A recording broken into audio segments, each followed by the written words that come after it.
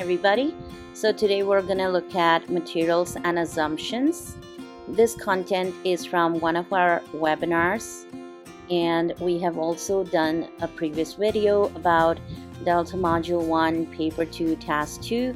So please feel free to check that video out if you do not know the structure of the task, and then you can continue watching this one. Thank you. So let's get started.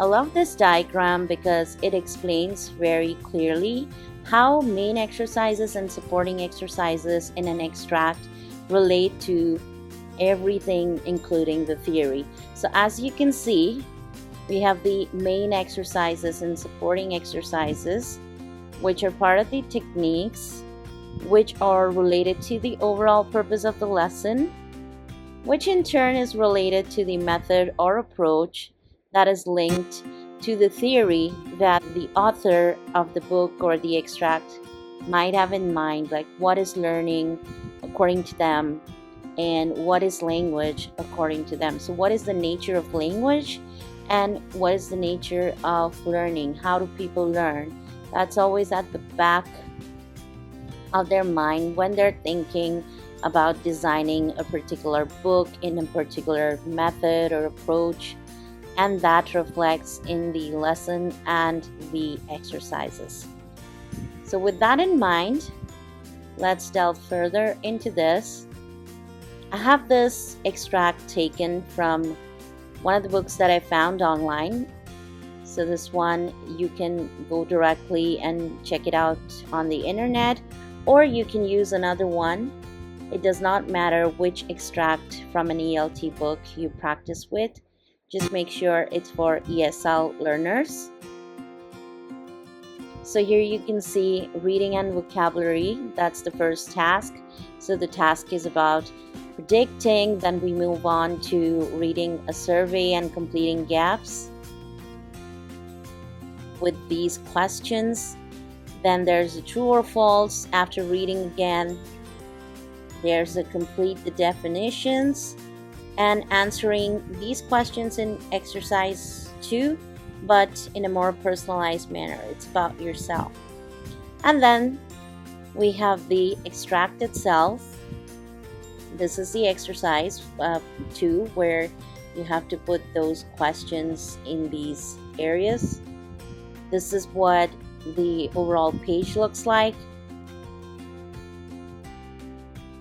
And then here's the rest of it, which focuses more on vocabulary and speaking. So there's a word race, there's a matching activity, and also some selection of the questions before asking questions to a partner, and finally a writing follow-up.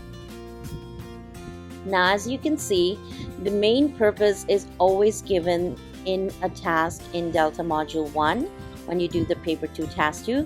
So in this case, let's say the main purpose is discussing life, family, teenage experiences using relevant vocabulary and personal opinions.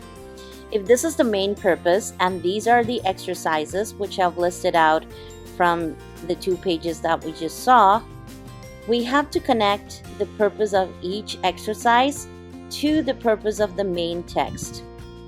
So the exercise itself might have different purposes, but how is it related to the main purpose? Like, we have to select that one purpose, the dominant one that is related to the main purpose, and that's how you're going to score in this section of the task.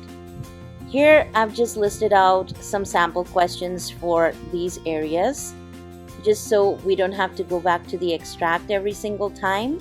Feel free to pause and take a look at these.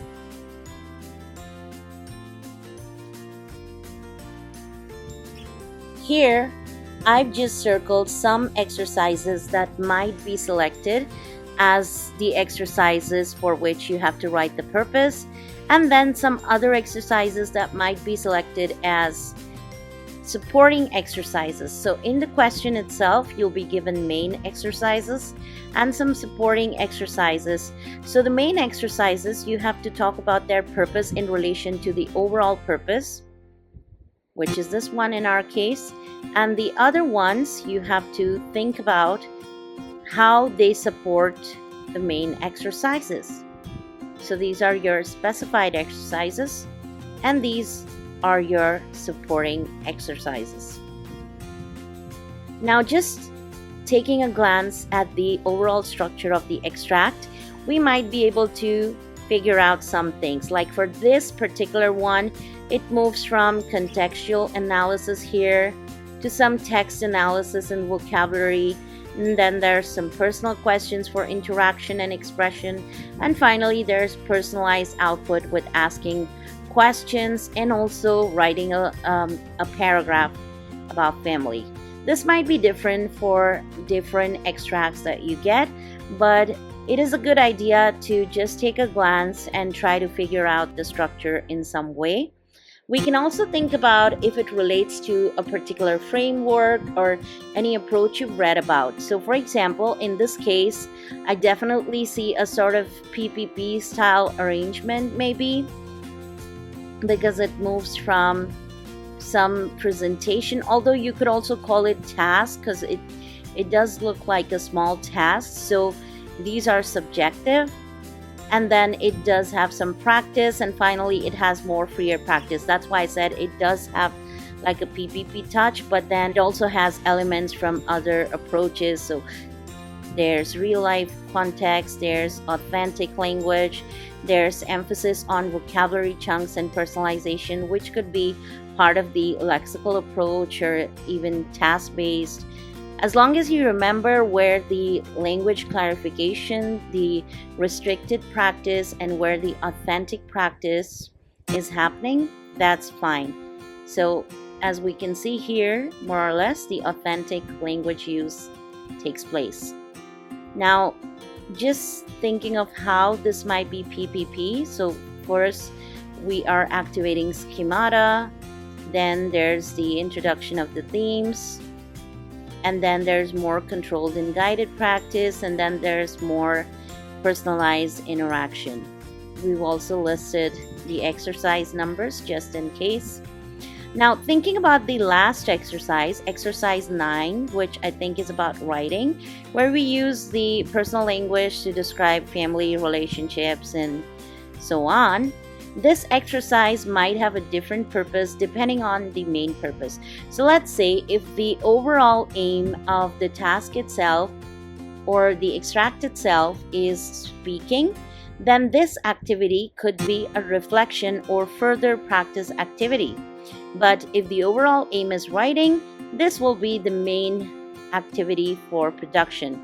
So that's why you have to be very careful when linking each exercise's purpose to the main purpose of the extract itself.